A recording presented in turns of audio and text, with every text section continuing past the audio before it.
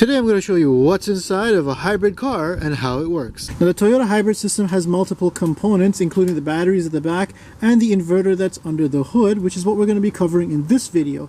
In the next video, we're going to be taking apart the electronic CVT to see how all those electronics are being applied inside of the transmission to make your car work. So make sure you stay tuned for that video. Now taking a look under the Prius's hood here, you can see we've got the internal combustion engine over here on this side and the transmission, which is buried down underneath this inverter. Now at the back here, we've got the hybrid battery just above the spare tire well.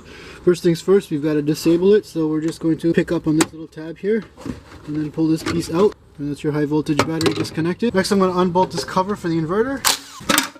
So inside this inverter you've got the wires that go to MG1, you've got the other wires here that go to MG2, as well as the wires that come in from the high voltage battery. Pull out this motor cable, MG2 cable.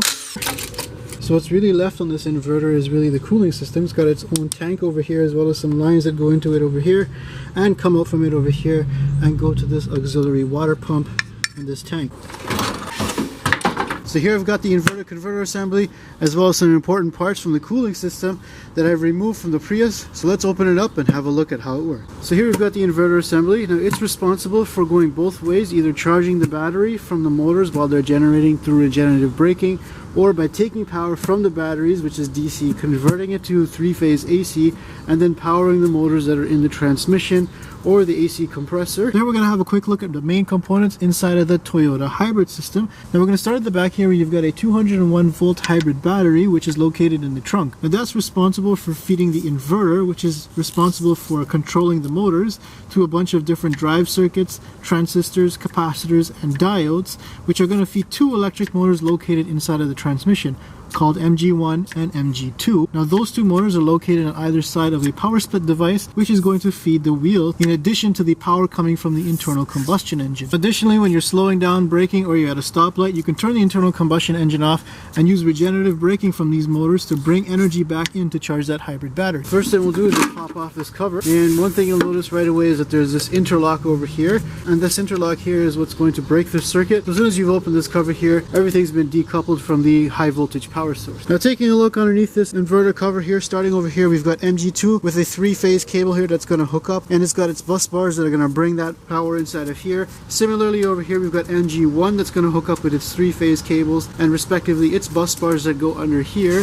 Now over here is your 201 volt DC input that comes from the battery here, and if you follow those bus bars, it actually brings that power over to this giant inductor module here. Now what this inductor is going to do, is just a giant coil inside, is bring the voltage up. It allows Toyota to use a lower voltage battery, which is only 201 volts, and it could bring that voltage up to almost double, and that's going to give you more power in your hybrid system, especially when you need it on hard acceleration. The module that controls that is down inside of here. It's kind of your boost control module. So in essence, this is basically like a turbocharger for your hybrid vehicle in order to bring up the voltage to give you a little bit more power when needed. Now furthermore, we have got this SRS airbag sensor over here, and then we've got this giant black module here, which are your smoothing capacitors. Now back off to the side here, you can see the coolant reservoir for the coolant inlet and outlet hookups that happen over on this side of the inverter, because this has an entirely separate cooling system from the engine part of the vehicle. So I'm going to begin disassembly by removing all the 10mm bolts that hold these bus bars in.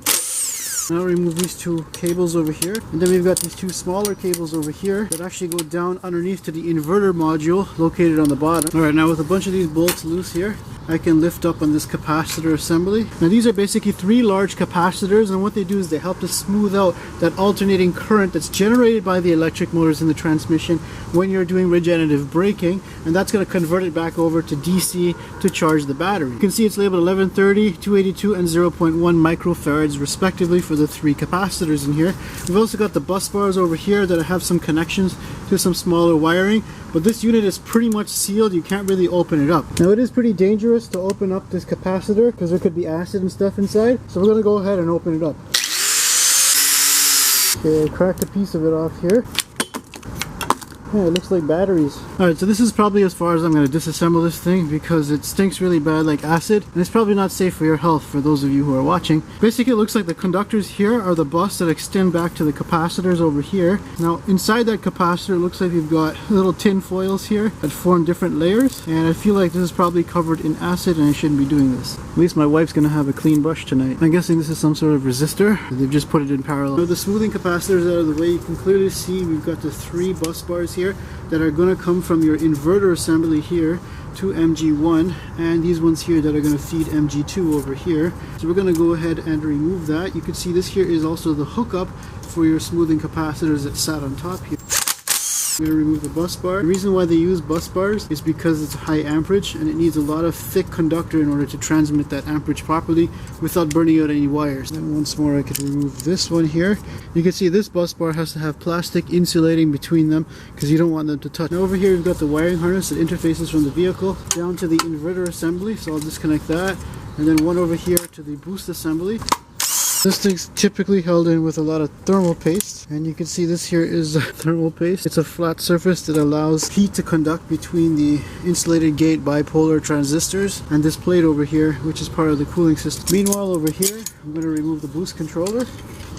It too has a lot of that thermal paste stuff. And then over here we can remove the inductor reactor. So we're going to go ahead and pull this cover off here, and these leads are again the ones that go straight to MG1 and MG2, and you can see that those correspond to these ports here that connected to the board. Now this board is basically the controls for the IGBTs, or insulated gate bipolar transistors, that reside under here. Now these are basically the ones that are primarily responsible for turning that DC battery voltage into alternating three-phase current to be sent out to the electric motor. So just take off the circuit board here. Alright, so I've removed all the screws here and it still doesn't come out, so I'm going to have to use a little bit of encouragement here. So the trick here is actually to push this thing off, and then once that's done it actually frees the pins from the IGBT underneath. Okay. Don't try this at home. Here's the plate underneath there. So here you can see the transistors, and these are the ones that are responsible for turning that flat DC current back into AC current. And you can see that they're all inside of here, sort of encased in this gel-like substance. You can see if I use my wife's toothbrush here, it's kind of a sticky, clear substance. My bet is that it's supposed to be some sort of insulator so none of these wires touch together. Now these transistors are known to get really hot, and that's why they've actually built them on this metal platform here so they can dissipate heat through the inverter case assembly. This is actually super cool. It's like some gel kind of thing that a kid would play with. If we take a look at what's going on inside of this power inverter, we're going to start here at your 201 volts power source that comes in as DC from the battery. It's then going to go to your battery boost circuit, which comprises of that capacitor, inductor, as well as that boost controller that we saw that has IGBTs inside.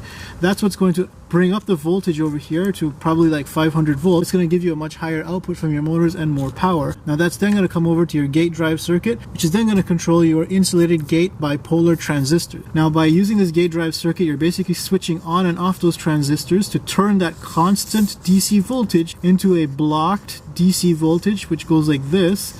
And then by using pulse width modulation, you can turn that blocked off kind of choppy wave into a nice smooth sine wave, which you can see here in blue, which is what's usable by your motors. Now if you take 3 of those sine waves and you phase them 180 degrees apart, well, it's going to make for a much more powerful motor, which is what's inside of the transmission, a 3-phase motor. And that's what the sine waves are going to look like when they're 180 degrees apart. Now there's 2 motors located in the transmission that are eventually going to end up helping to drive the wheels of the car. Now when you're braking or you're generating voltage through the internal combustion engine, your motors are now going to act like generators, and they're now going to be producing a 3-phase AC. What you're going to need to do is change that over into a DC circuit. So you're going to have to first rectify that, so changing from wave to a positive wave over here. Now because you've done that, you've got ripples, so to smooth out those ripples you put some capacitors in the way to make it nice and flat, and then you brought it back up to a DC voltage, and that can go ahead and charge your battery. So next up we've got this voltage booster, which is basically a reactor inductor, a giant coil that sits inside of here. Now the capacitor itself is actually working together with your inductor over here to provide your boost voltage, because as this collapses the magnetic field itself, you're going to get a rush of current going through. That's what's going to create your high voltage. And then you've got this guy here, which is the one that's responsible for charging and discharging this. As you charge and discharge this coil, that's how you're going to create the extra voltage that you need in order to drive the motors, so you get a little bit more power out of the hybrid system. All of that's controlled by this boost controller here, which basically has IGBT switches under here that's going to switch on and off that coil. Unfortunately all the screws are stripped out, so we're going to have to go to the old school method of opening this up.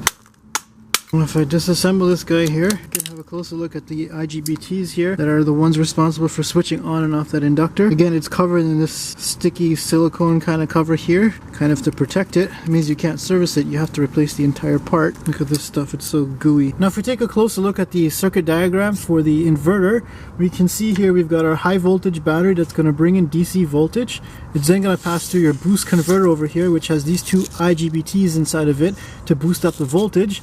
It'll then pass by your smoothing capacitor located over here and then be sent into your IGBT circuit. The circuit has these transistors over here which are essentially going to transfer your DC into alternating current through pulse width modulation, and there's also 3 sets of them, which means that there's going to be 3 different phases here to power MG1 and then a second set over here of 3 of them that are going to power MG2 to turn your motor. Now in regenerative braking or generation through the internal combustion engine, the power is going to come in through here and pass through these rectifiers, and these rectifiers are going to turn that alternating current back into direct current. We've got a smoothing capacitor here to smooth out any ripples, and then it'll go through back and charge your battery. So all that's left in this case is the 2 wires that go down to the bottom of the DC to DC converter. We've got this extra wire that comes off here for your AC, airbag sensor, and the cooling system. Let's flip this over and continue taking it apart. Alright, so I'm going to pry off this pan here.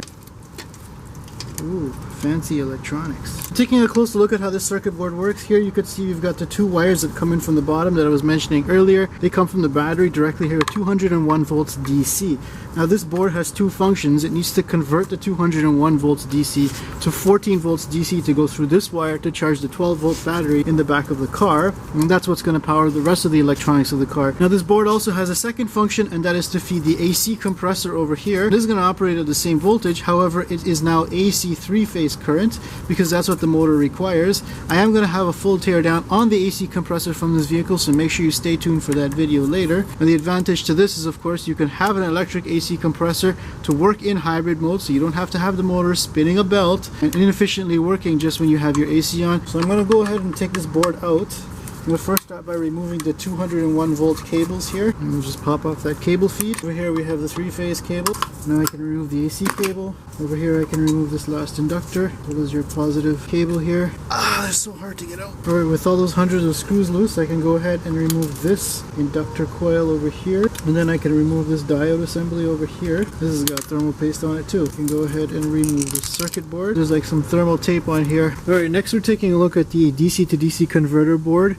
Now essentially what happens is your DC is going to come in over here, positive and negative. You do have a giant fuse over here, and here we have some filtering capacitors. The current is then going to be sent over to these transistors over here. These are also IGBT because they're actually going to be transferring DC into AC current, and then it's going to head down over here where it's going to go into this transformer. Now this is like a step down transformer. It's basically a center pole transformer where it's going to take only some of the voltage coming off of this transformer in alternating current. The current is then going to come over to this rectifier over here, which is made up of these 6 diodes, and that's going to change that alternating current. Goes from positive to negative to just positive voltage only, but it's going to have a bit of a ripple. We're then going to send that current through this inductor over here and then through these smoothing capacitors over here, where it's then going to exit over here as 14 volts direct current to charge the battery. Now taking a look at the schematic diagram for the DC to DC converter, we have to convert 201 volts out to 14 volts the same way an alternator would. So to do that, what they've done is actually brought in the 201 volts, passed it through a filter, and then through a bunch of these transistor and diodes here. Now what that's going to do is it's going to actually turn the DC into AC. Then it's going to pass it through this step down transformer over here, because transformers only work with alternating current. It's then going to send it back over here through these diodes, which is then going to transfer back to DC, and then it'll go out here to charge your battery with 14 volts. So essentially you're taking DC, transferring it to AC, then stepping it down, then transferring it back to DC again. Now furthermore, on the same board we have your drives for the AC compressor, because that's also driven by a 3-phase motor. You can see the motor hookups are over here. So once again, the DC current is going to come in here. Over here we have our interface that controls our DC. It's going to talk to this CPU over here and the gate driver, which is going to ultimately drive these 4 IGBT transistors, which are the ones that are going to transform that DC current into AC current. It's then going to be sent out to these 3 poles over here, U, V, and W, which are then going to power that AC compressor. Now of course, just like the IGBTs that turn the drive motors, you can also vary the frequency through pulse width modulation in order to turn the AC compressor at variable speeds depending on the coolant load. Now taking a look at the AC inverter circuit, here we've got our high voltage ECU that's going to be controlling all of this. It's going to talk to the CPU as well as your gate drive circuit, and that's what's going to control your IGBTs. So essentially when your high voltage battery comes in with DC, the IGBTs are going to convert that over to AC, similar to the IGBTs that drive the motors and the transmission, in 3 different phases. Those 3 different phases are then going to pass through your current sensor and then go straight out to your electric compressor. So now that we got everything off the case, I'm going to go ahead and remove these 10mm bolts going all the way around so we can have a look at the cooling system in this case. Okay, so this thing's starting to leak coolant all over, so I grabbed my brother's old shirt and we'll sap that up.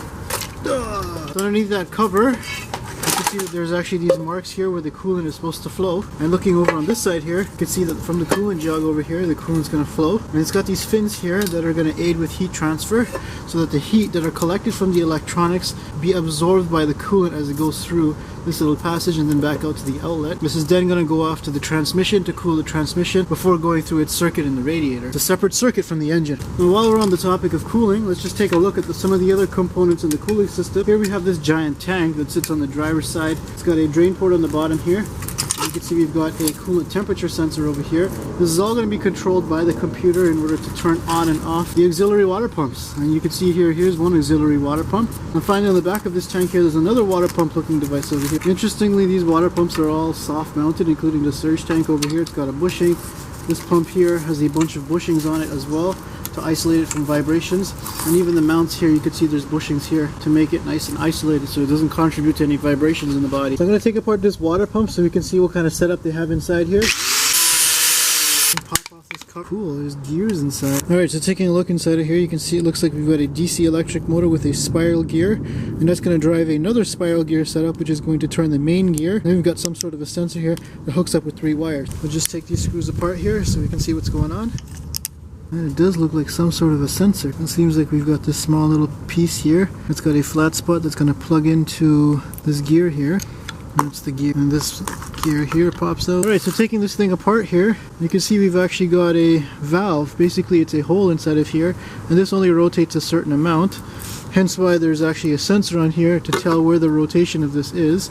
So it'll tell the motor to either open it up or close it all the way. The sensor is going to take coolant from this side over here, bring it in here, and then it can either redirect it out this way or out this way. Furthermore, inside of here you can see we've got these little rubber gaskets, which is what's going to form the seal around this head here as it rotates. So this is basically a redirect valve. Okay, I'm going to try to take apart this water pump here. This is just a 2-prong, so I know there's no sensors inside. And you can see we've got an impeller inside of here. So basically I think there's just a 12-volt motor inside of here, and that's going to rotate this impeller. Let's chop this tank open to see what's inside. Took me a little while, but I was trying to pry this thing open. You can see it looks like there's a dual tank. You've got the outside one made of steel and the inside one made of copper. Let's see if I can get that off. Alright, so I was able to remove this cap here. I believe this tank is supposed to be pressurized, just like you pressurize your cooling system with your radiator cap. This is basically the pressure tank for the cooling circuit of your inverter and CVT assembly. When you increase the pressure in the system, it's going to drive the boiling point of the coolant and water that's in there up, which means that you can increase the cooling capacity of your system. Now the hybrid battery in the Toyota Prius is located down here behind the rear seats. Now this right rear quarter panel assembly here, you can see there's a bunch of ducting that goes up to a fan located over here, which ultimately sucks cabin air across the side over here, cools off the battery, and then pushes it out the rear vent. And this is where the blower motor lives, to air cool the battery. Over here on the passenger side, there's this vent tube here to vent off any gases that may come from this battery. Over here we've got the 2 wires where your DC is going to come in to either charge the battery or go out to the electric motor. Now there also is a small little 12-volt battery back here to control all the other subsystems that work on 12 volts. But taking a look at the Toyota Prius's battery setup here, you can see that there's 28 of these little individual modules that are wired in series to each other in order to come up with a total battery voltage of 201 volt. Now each one of these modules here are 7.2 volts, and they have 6 individual cells inside of here that are also wired within series. At the top of the battery you can see we've got this vent tube here, which is just a rubber tube that's going to vent off any harmful gases off to underneath the car through this rubber tube over here. In order to wire these batteries in series, you've got a set of bus bars that run along the front